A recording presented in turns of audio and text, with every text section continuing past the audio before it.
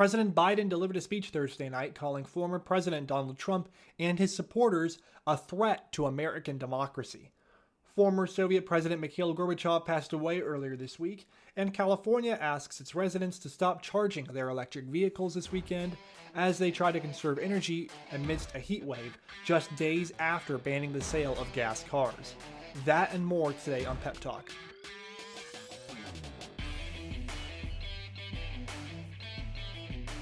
Hello everybody and happy Friday.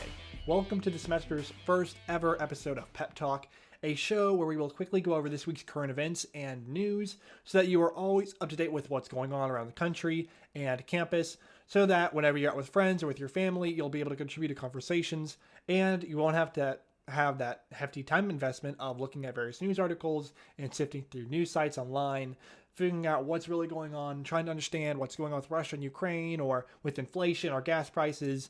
You'll be able to figure out all of that information and more on this show every single Friday in less than 30 minutes.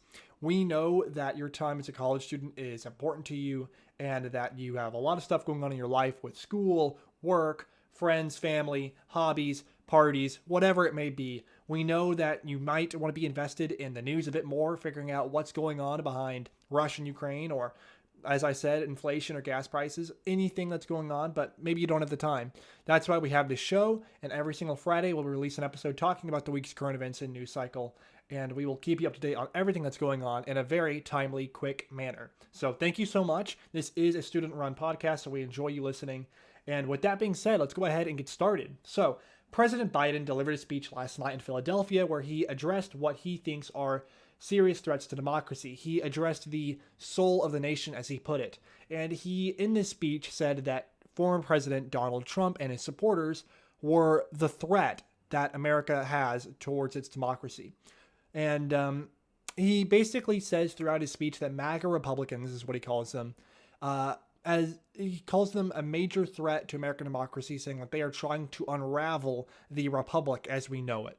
That Donald Trump and his supporters are the major threat America is facing right now. And I am not exaggerating, and I'm saying this. I have all of these quotes from his speech. You listen to the whole thing. It ran a little over an hour long, I'd say. And most of it was President Biden talking about how MAGA Republicans and Donald Trump are a threat to American democracy. And just so you know that I'm not exaggerating or being political here, I have a ton of quotes I'm just going to read out to you so you can get a better understanding of exactly what he said. These are not cherry-picked. These are essentially the entire speech. And if you don't believe me, you can go ahead and listen to the speech yourself. Or if you're interested, you can look at my article posted on thecentersquare.com on this. But otherwise, here are some of the quotes that President Biden delivered that night. Quote, MAGA Republicans do not respect the Constitution. They do not believe in the rule of law.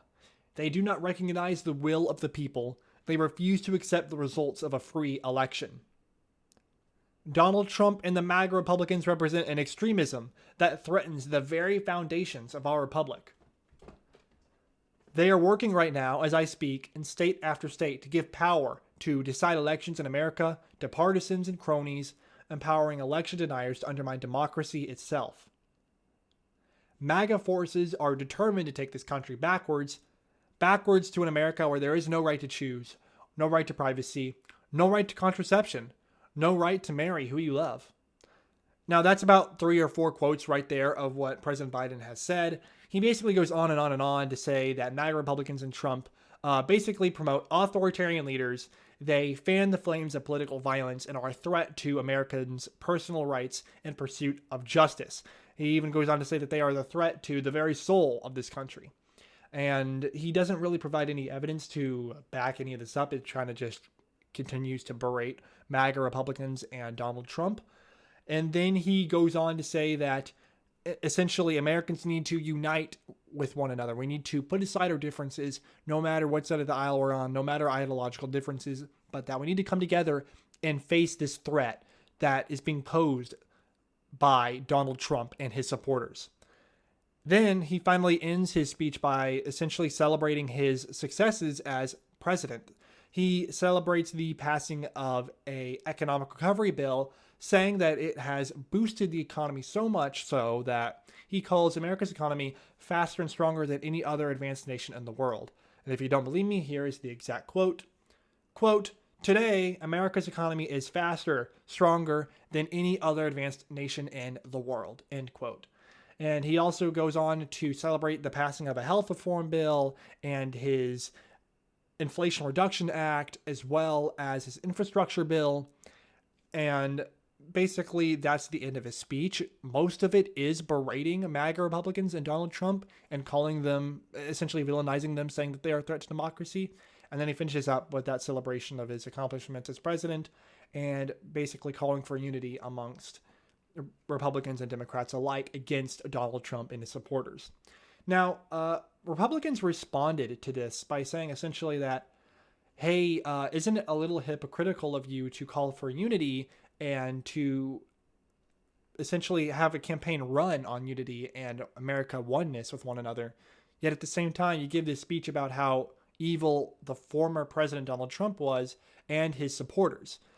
He does say, I will add, that not all Republicans are extremists, just the MAGA Republicans. Now, I don't know exactly what he means by MAGA Republicans. Does it mean the most ardent Trump supporters, or does it mean anyone who voted for Donald Trump in 2020 or 2016? He doesn't clarify, but essentially says that MAGA Republicans are a threat to our democracy. So there you have it. That's essentially his speech in a nutshell. And I promise you, I am not cherry picking anything to put forth an agenda or ideology. If you want to watch the speech yourself to check it out, go ahead, please. I welcome you to it. So with that being said, I'd like to move on. Former Soviet President Mikhail Gorbachev died earlier this week. He died on August 30th at the age of 91. According to reporting done by the New York Times, Gorbachev's death was a result of a long, grave illness. And for those of you who don't know, former Soviet President Gorbachev is essentially, he's hailed by many for helping bring an end to the Cold War and set Russia on a new course with the dissolution of the USSR and Soviet Union. So that's about that. A very unfortunate event. We have Putin, video footage of Putin putting flowers on his casket at his funeral. And I think that it was just an important topic to bring up because it is something that's being talked about around the world right now. So I just thought you all should know that's happened. And finally, I want to bring you all to this final piece of news. As you all have probably noticed, it's been pretty hot on campus recently. Like, a lot hotter than usual. It's so hot, in fact, that California is actually asking its residents not to charge their electric vehicles in an effort to try to conserve energy. So that's right. So if any of y'all have Teslas or hybrids of some sort, California is asking you to not charge your cars this weekend. The California Independent System Operator, or the ISO, which basically oversees the operation of California's bulk electric power system, they issued a statewide flex alert from 4 to 9 p.m. Due to excessive heat and high energy demand. Quote, consumers are encouraged to reduce their energy use and to protect grid reliability, end quote. And they go on to say that consumers need to try and not charge their electrical appliances or cars. And this warning has kind of come under scrutiny because it has come several days after California has passed this state policy called the Advanced Clean Cars Act 2. And this act essentially makes it so that any car sold in 2035 and after has to be zero emissions. It has to be in a zero emission vehicle. And essentially, many see this regulation as either a victory for the fight against climate change, and it is a push forward to a greener future that California is leading the country in, whereas others see it as like politicians not really understanding what's going on with the world and being out of touch, given that, well, if California is issuing warnings to their citizens right now to not charge their vehicles because of energy usage worries, why are they trying to ban the sale of gas cars and make even more people reliable on electric cars, which they can't even support right now? So take that with what you will, but we basically have two sides to the story, and I'll have a quote from each side. We have a Republican, U.S. House Representative Steve Scalise tweeting out, quote, California is now telling people to avoid using large appliances and charging electric vehicles from 4 to 9 p.m. This from the state that's going to force everyone to buy electric cars by 2035.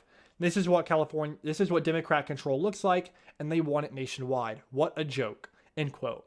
And so on the other hand, however, we have California's Air Resources Board saying that, quote, this is monumental. It's important not just for California, but it's important for the country and the world, end quote. So again, you basically have this scenario where, well, just days ago, California banned the sale of gas cars in the state in order to push for this greener future.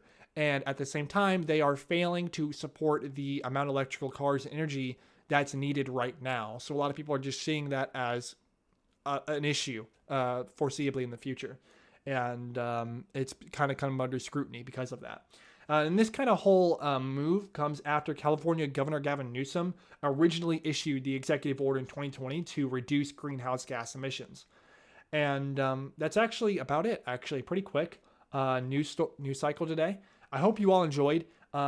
If you did, please go ahead and follow us. This is a student-run podcast, so it would be very, very helpful if you followed us. And honestly, the whole point of this is not to get as many listeners as possible, but basically to help as many people as we can, because we know that there are a lot of you on campus that essentially want to know what's going on around the world. They want to figure out why gas prices are astronomically high, or we are facing 40-year high inflation rates, or what's going on in Russia and Ukraine. But maybe you don't have the time to go look online to figure out what's going on and read news articles all the time because you've got your life to deal with. And that's why we're putting on this podcast. We want to deliver an episode every single Friday that will be a maximum of 30 minutes. And hopefully less than that each and every time. But we just want to help you really understand the world around you so that you can have better conversations with your friends and your family. And we have this podcast on Spotify, on Apple Music, and YouTube. That way, wherever you are, whenever you want to, you can turn on this podcast really quick and figure out what is going on that week in regards to the world, to the country, around campus, and be able to be better informed and have good conversations with your friends and family. So yeah, thank you so much for watching. I really appreciate it if you listened this far, and I hope to see you next week on Pepp Talk. So thank you so much, and have a great weekend, everybody.